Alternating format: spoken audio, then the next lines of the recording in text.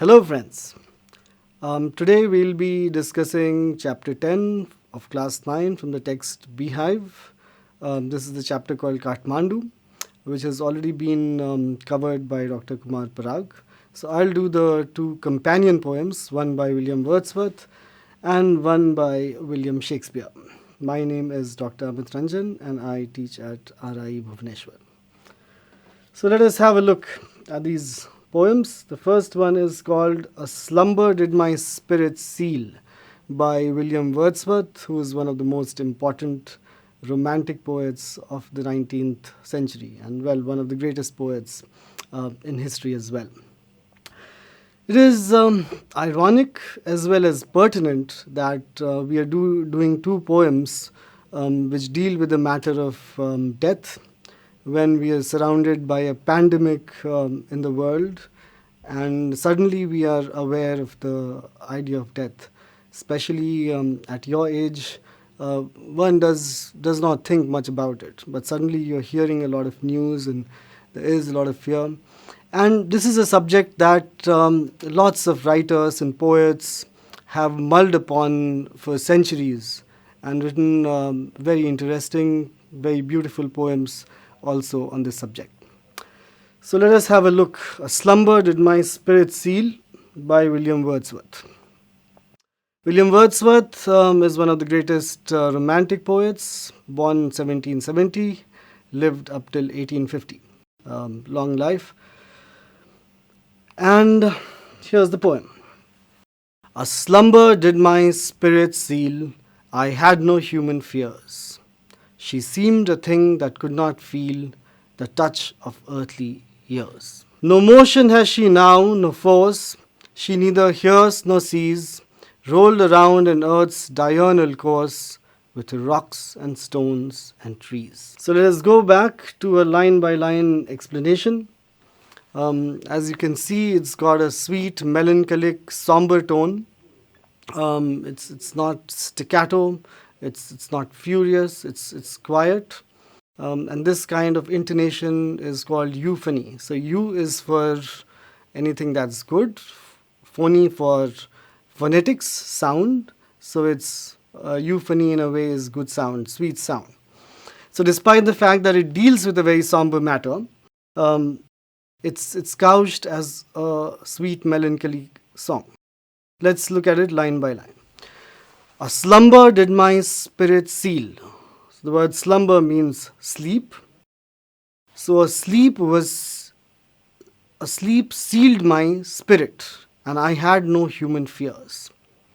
So he's talking about a dreamlike state where his spirit is sealed by the sleep and therefore he does not have the fears of the outside world of the human life. It's like how you dream and you feel that it's real. It's got multiple meanings. We'll get back to it, but let's see the next two lines first. She seemed a thing that could not feel the touch of earthly years. So he's talking about somebody, a beloved, a lady, who could not feel the touch of earthly years, the ravages of life as we grow old, wrinkle, go through diseases, go through struggle. It seems that she could not feel the touch of earthly years, the touch of these ravages. So this is the literal meaning.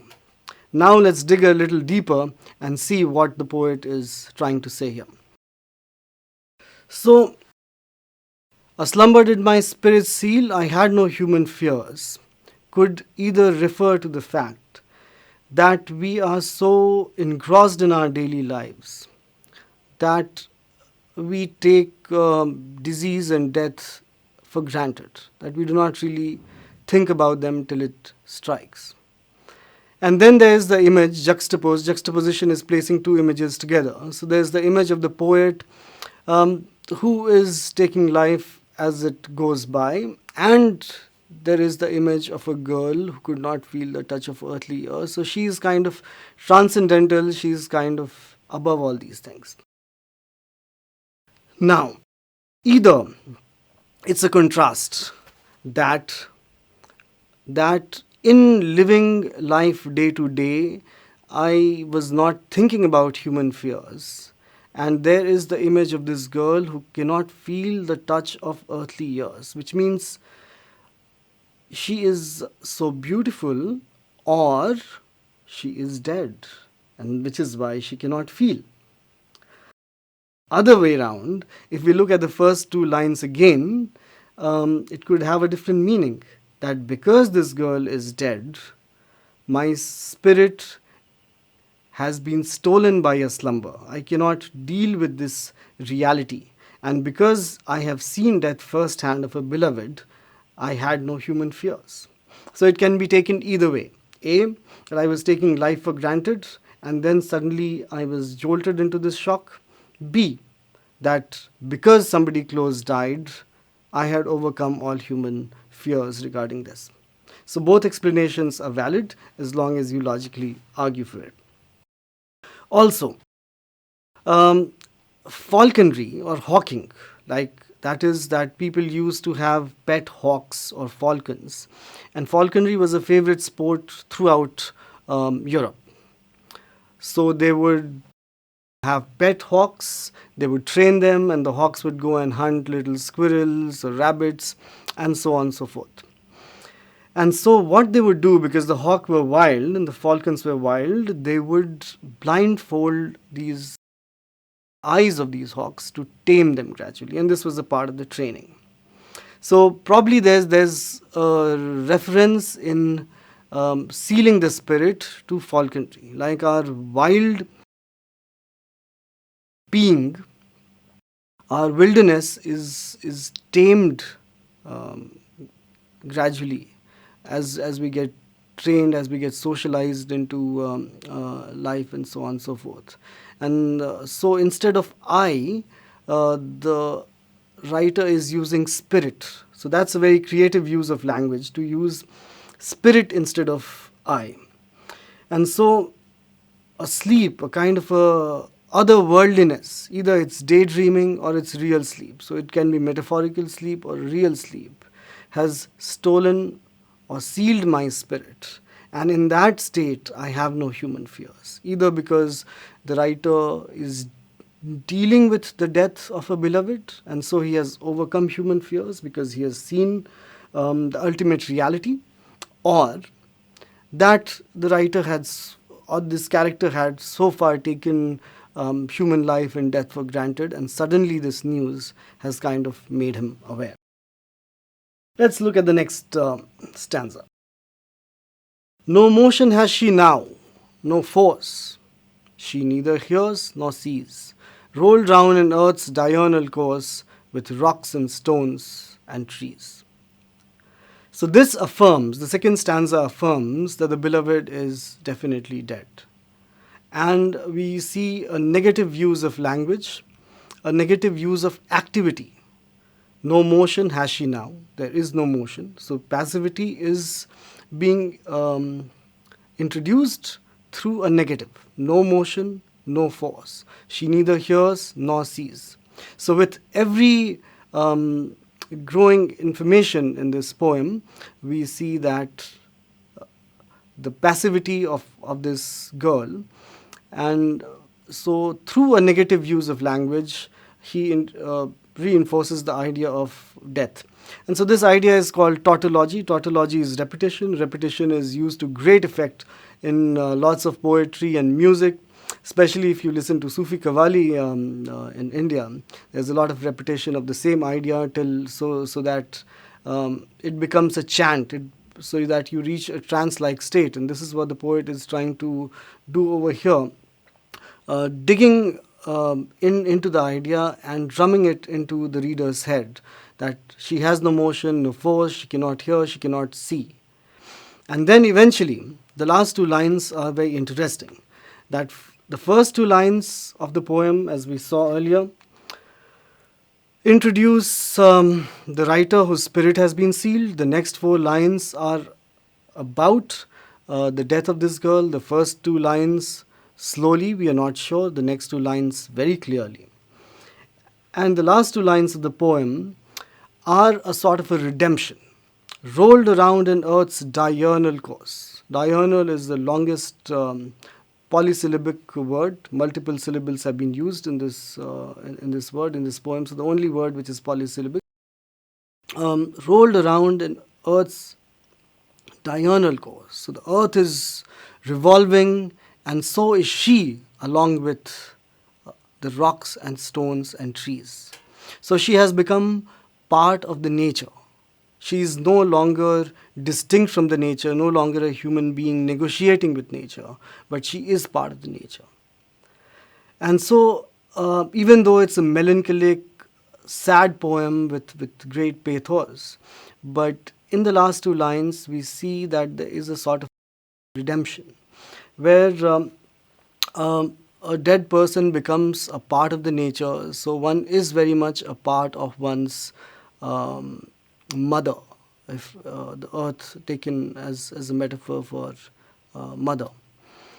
Also very interesting is the fact that the Romantic poets primarily wrote nature poetry. So it was a romance with nature. They replaced God with nature. And so it's a return to the God. And so this is a sort of nature worship as well. That once we die, we return to the earth, we return to the five elements that we have come from.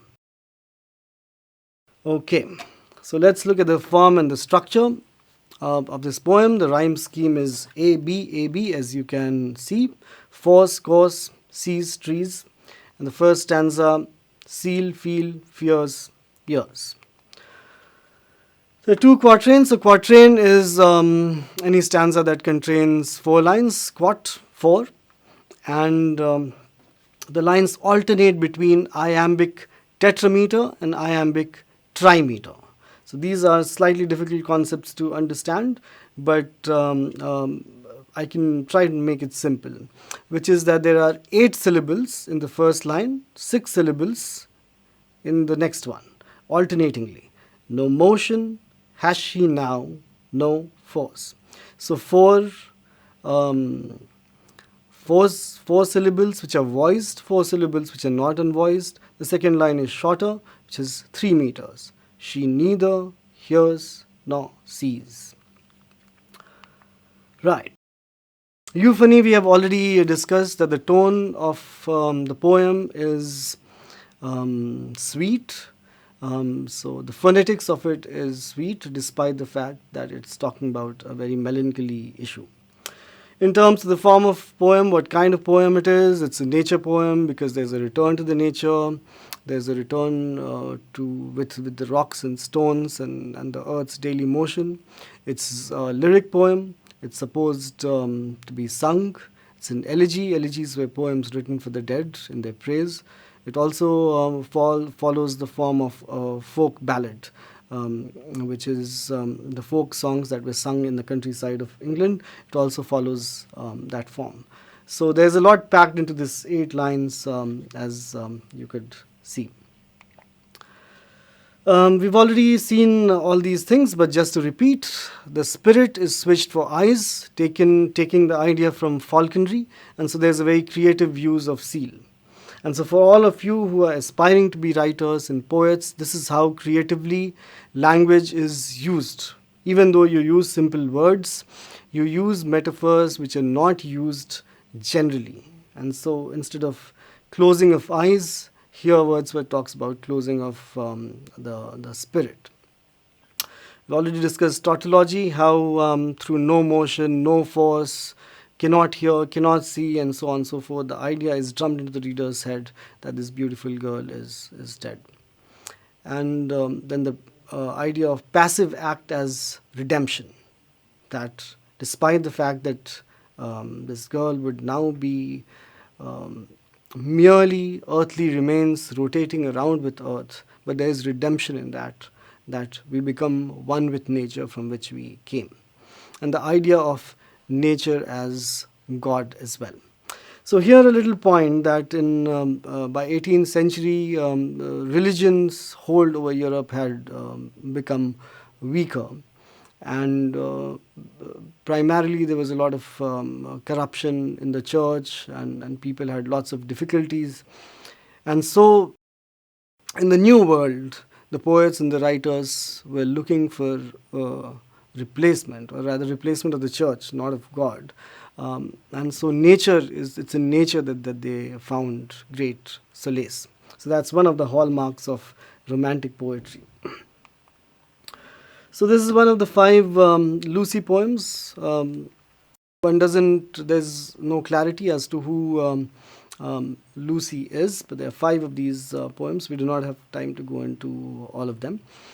This was the melancholic time for the poet, and this poem was written between 1798 and 1801 in Goslar, Germany, and as we've already seen, it's a romantic poem. Now, the general use of the word romantic is in terms of a romantic love between a man and a woman, or 2 people. But the idea of romantic poetry historically is anything which has sublime emotions, any idea which is slightly exaggerated, and there's a lot of eulogy for nature. So it's romance for nature, for life itself. So romantic should not be seen in the narrow sense of a person-to-person romance. Okay, so a little bit about Wordsworth's ideas. These ideas are from Lyrical Ballads, which he co-authored with another great poet, Samuel Taylor Coleridge, in 1798, where the idea is that Wordsworth says in Lyrical Ballads, poetry should be written in the real language of men. So as you've already seen with this poem, the words are very simple. There are no words that need explanation except maybe slumber and diurnal. And so this is a part of the poetic manifesto of Wordsworth, that poetry should be accessible to all people, should be able to capture the imagination.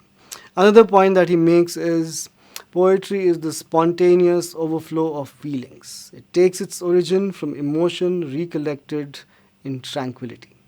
So spontaneous is something that comes to you naturally.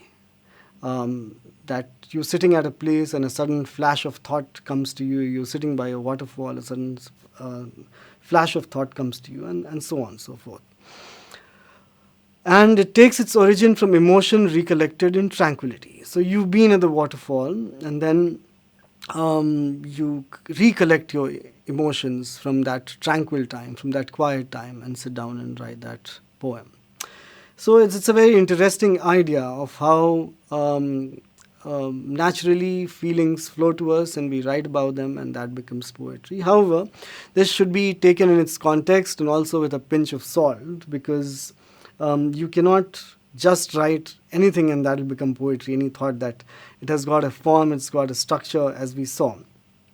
And so first, like you'll be able to write something only if you know writing. Similarly, you have to know poetry to be able to write that way. So once you're trained, once you've read a lot of poetry, once you understand the poetic form, the poetic thought, and then you write with a spontaneous overflow, then probably it fits in. Otherwise, people really confuse it for writing anything that comes spontaneously. So the counterpoint, for example, has been offered by T.S. Eliot, another great poet and essayist, in Tradition and Individual Talent, which was published in 1919, where he says that one has to be impersonal and detached while writing poetry. One has to be objective, one cannot be subjective, so one cannot be mushy or overindulgent in writing poetry. So these are some ideas of Wordsworth and T.S. Eliot about poetry. So let us move to the next song that we have here, which is by Shakespeare, and it's called Fear No More. William Shakespeare, one of the greatest playwrights that the world has ever known, and the greatest playwright in English language, lived between 1564 and 1616, the Elizabethan age, when Queen Elizabeth was the ruler. Let us have a look at the poem. So in your book, only 3 stanzas of the 4 have been included, but we'll cover all 4 over here to get a holistic view. And of course, we'll go through all the stanzas. Fear no more the heat of the sun, nor the furious winter's rages. Thou thy worldly task had done, home art gone, and taken thy wages. Golden lads and girls all must, as chimney sweepers, come to dust. Fear no more the frown of the great, thou art past the tyrant's stroke. Care no more to clothe and eat, to thee the reed is as the oak. The sceptre, learning, psychic must all follow this and come to dust. Fear no more the lightning flash, nor the all-dreaded thunderstone. Fear not slander, censure rash. Thou hast finished joy and moan. All lovers young, all lovers must consign to thee and come to dust. No exorciser harm thee, nor no witchcraft charm thee. Ghost unlaid forbear thee, nothing ill come near thee. Quiet consummation have, and renowned be thy grave. Okay, so that is the poem, and now let us look at it line by line. It's fairly easy. Fear no more the heat of the sun, nor the furious winter's rages. So do not fear the harsh heat of the sun, and do not fear the furious winter's rages. So here winter is personified as a furious man raging and foaming. And so there's a harsh summer and a harsh winter. So winter is personified, as I said. So fear not the summer, fear not the winter, winter's harshness. Thou thy worldly task had done, home art gone and taken thy wages. So here death is referred to as daily labor and return home. So the metaphor is that we've been sent by the forces of nature, by God, to this world to do our work and then take our wages, reap the fruits of our labor, earn good karma, earn goodwill, and return back to where we came from the nature and from God. So do not fear the heat of the sun, do not fear the winter, do not fear the nature's ravages. You have done your worldly task, and now it's time to go home after taking your wages, after taking your good karma. Golden lads and girls all must, as chimney sweepers, come to dust. So golden lads and girls is referring to young boys and girls. Lad is for boys. With golden hair, with blonde hair, as you would find in England. Or it's just referring to very healthy young girls and boys. They all must, as chimney sweepers. So this reference is very interesting, chimney sweepers, which you will see in a lot of romantic poetry also later on. Chimney sweepers were little boys who were employed to clean the chimneys of houses. So there'd be a house, and the system was to cook with fire, so there would be a chimney, and the chimney would get clogged with all the carbon. And so somebody had to go inside the chimney to clean it up. And who would that be done by? You needed somebody slender, somebody small, and so it would be boys. So today, what we clearly know as child labor was not so in up till 19th century England. Anybody who was 7 years and above was considered an adult. So it's been a lot of struggle in forming labor laws, in forming laws about who's a child, who's an adolescent, who's a juvenile, and who's an adult. So here now we have, so it's not natural laws. It's taken a lot of time for the world to understand these things. And so these boys who would clean up the chimneys, 7, 8-year-old boys, of course would die because they're very young. They do not have the capacity to do this job, and they would fall sick because of inhalation in their lungs of all the dust, and they'd die in a few years. And so this is a strange contrast, that golden lads and girls, the rich boys and girls from well-to-do families, as well as these poor lads, chimney sweepers, both will eventually die. And so Shakespeare is saying that death is a leveler. So we see that clearly the stanza is divided into 3 parts, which we'll see in the remaining stanzas also, that there's a recurrence of this idea. The first 2 lines are about nature, that there's nature's harshness which we have to deal with. Secondly, there's worldly work that we do. which we have to deal with. And thirdly, the inevitability of death, that everybody has to die, whether they are golden or whether they are chimney sweepers. And the same pattern we'll see would be repeated in the next stanza. Fear no more the frown of the great, thou art past the tyrant's stroke. So, frown of the great.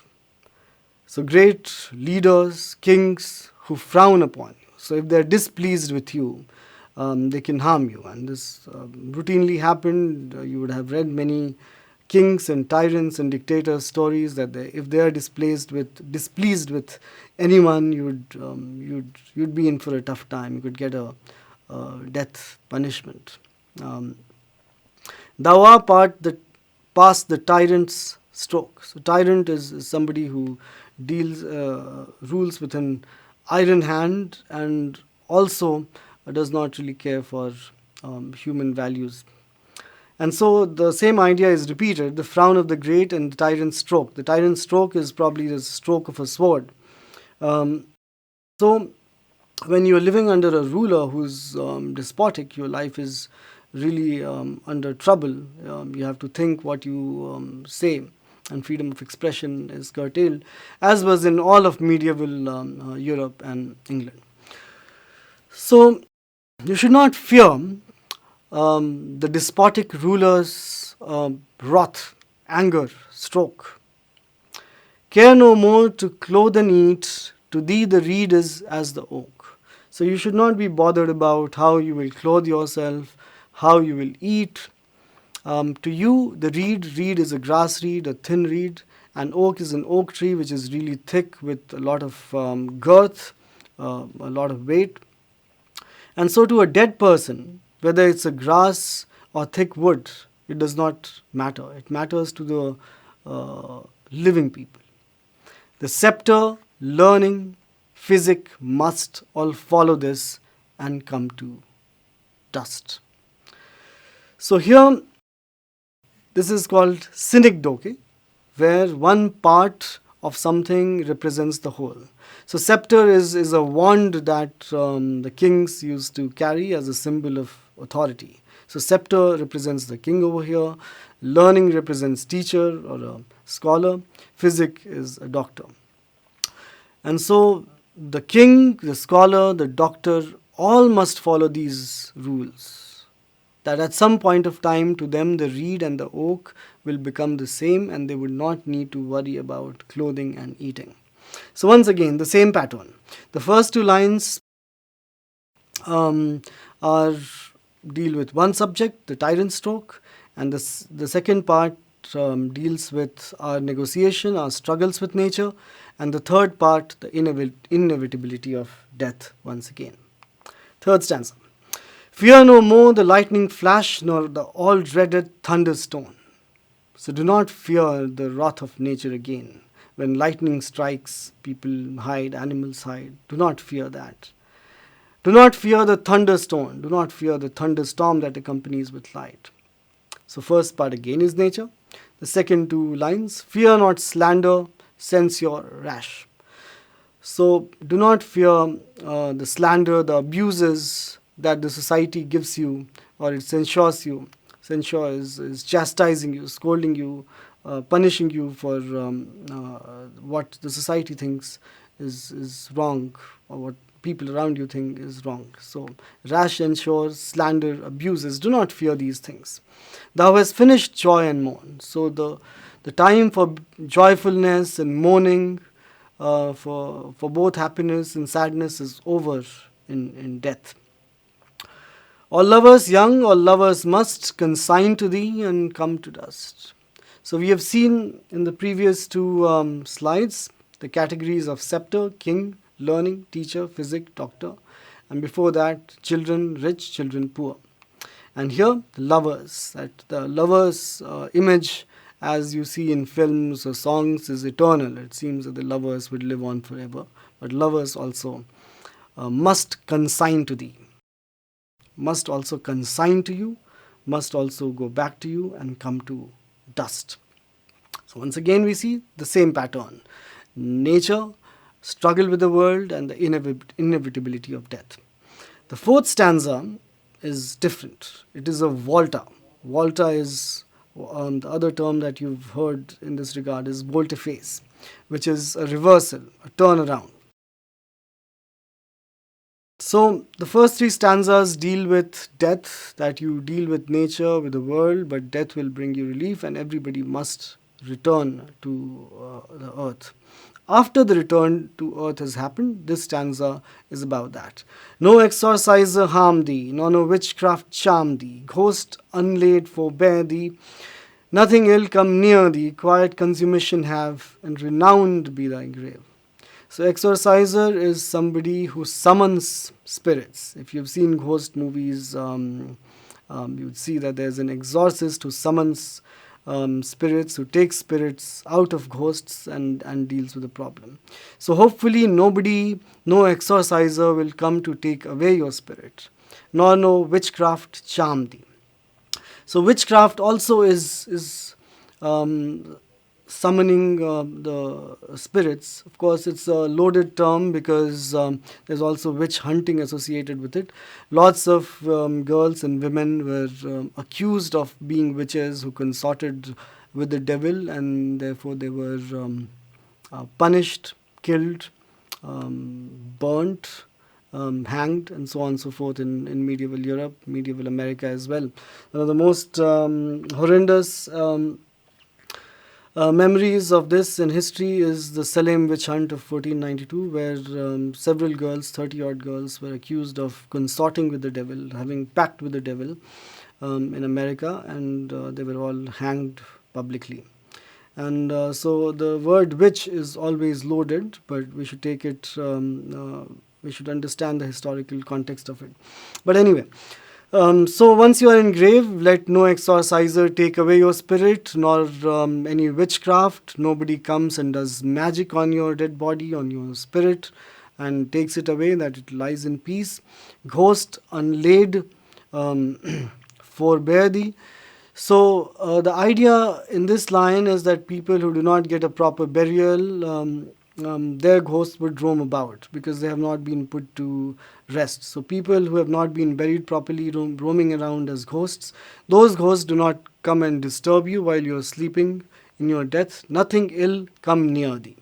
So these are the dangers for a dead person: an exorciser, witchcraft, and ghosts coming and disturbing them. So quiet consummation have, that you are now mingled with the earth. Consummation is generally used as a term for a post-marriage term, that the wife and husband become one.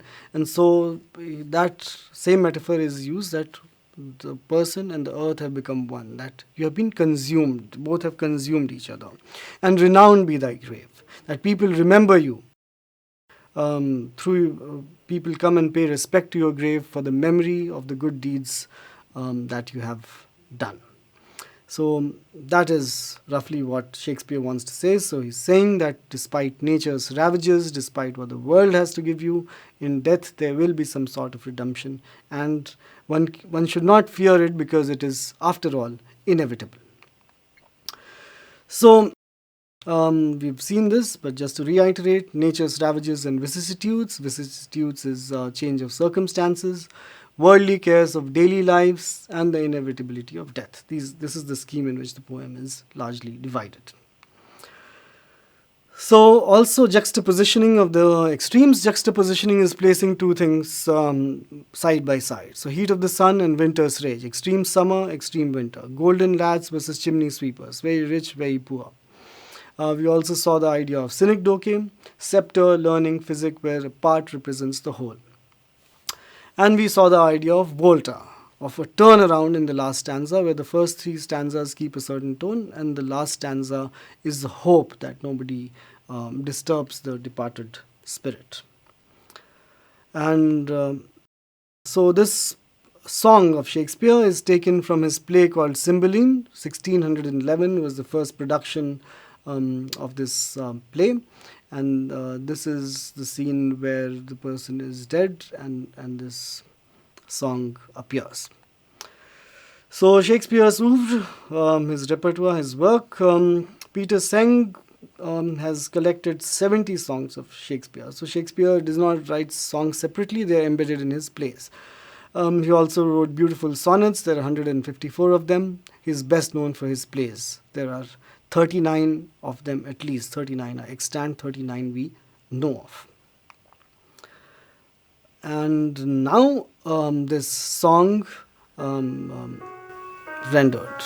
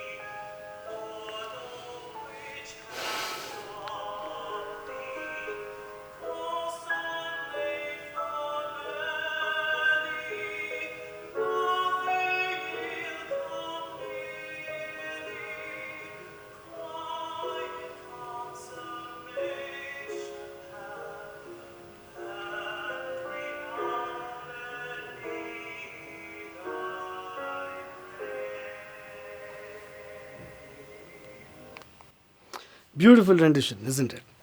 So these are the credits. This is from the graduate recital of New York University and sung by H. Lamont Watson. The composition is by Roger Quilter. Interestingly, there are poets from Shakespeare's time: John Donne, James Shirley. 1572 to 1631, John Donne, and James Shirley, 1596 to 1666, who also wrote equally stirring and important poems about death, almost with the same tone, with the same matter. So, John Donne is one of the most famous metaphysical poets. He wrote a poem called Death Be Not Proud. We are not going into it. But let's look at James Shirley, who's around the same time, 1596 to 1666.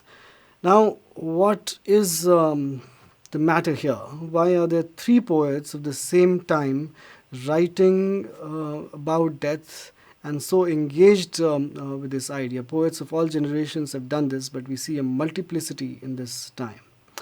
It is because England was struck by plague many, many times. Very much like the COVID crisis in the world right now, and people preoccupied with the idea of death and gloom and melancholia. Plague struck London again and again after a few years' interval during this time. So much so that in 1592-93 all the theatres were shut down, very much like now. So Shakespeare lived in a time when theatres did shut down for a while and there was real fear of plague. So you'd see the reference to plague in several of his plays. And yet he was a very successful playwright of his time. And so this crisis of coronavirus is is novel, is new and very dangerous, but at the same time, history has dealt with epidemics and pandemics several times and come out of it the better, with better learning, with better hope. James Shirley's poem we'll quickly go through. It's called Death the Leveler. I wouldn't go into the explanation. Consider it self-explanatory because it's not a part of your syllabus, but it's a very good poem to refer to. Death the Leveler. The glories of our blood and state are shadows, not substantial things. There is no armor against fate. Death lays his icy hand on kings. Sceptre and crown must tumble down, and in dust be equal made with the poor crooked scythe and spade. So once again you see that the same ideas of scepter and crown must tumble down. The same words have almost been used like Shakespeare. Must, and be in dust be equal made. So must and dust, that we all must return to dust is the idea, and that no king shall be able to stall this. Some men with swords may reap the field and plant fresh laurels where they kill, but their strong nerves at last must yield. They tame but one another still. Early or late they stoop to fate and must give up their murmuring breath when they, pale captives, creep to death. Once again over here, all the warriors, all the brave men, they also will fall, early or late. The garlands wither on your brow, then boast no more your mighty deeds. Upon death's purple altar now, see where the victim bleeds. Your heads must come to the cold tomb. Only the actions of the just smell sweet and blossom in their dust. The same idea again, that both the victor and victim will go back, and all heads must go to the tomb. And like Shakespeare says in the last line over there, may your name on the grave shine. And similarly here, James Shirley says that only the actions of the just people will blossom in their dust. Now a rendition of this poem. It's quite interesting, animated, and I'll leave you with that to end this lesson. The glories of our blood and state are shadows, not substantial things. There is no armor against fate. Death lays his icy hand on kings. Scepter and crown must tumble down, and in the dust be equal made with the poor crooked scythe and spade. Some men with swords may reap the field, and plant fresh laurels where they kill, but their strong nerves at last must yield. They tame but one another still. Early or late they stoop to fate, and must give up the murmuring breath when they pale captives creep to death. The garlands wither on your brow, then boast no more your mighty deeds. Upon death's purple altar now, see where the victim bleeds. Your heads must come to the cold tomb. Only the actions of the just smell sweet and blossom in their dust. Well, thanks a lot, and hope to see you with another literary piece soon.